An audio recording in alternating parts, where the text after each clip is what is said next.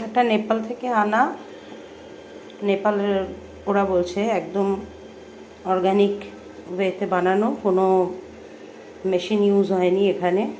তো এই চাটা আজকে খাবো, দেখা যাক। পাতাগুলো বেশ বড় বড়, দেখো কীরকম জানি না হবে কীরকম, তো দেখা যাক।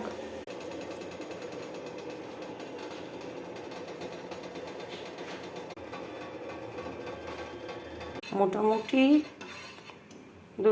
3-4 মিনিট মতো চাপা দিয়ে রাখা ছিল, কালারটা ভালোই এসেছে।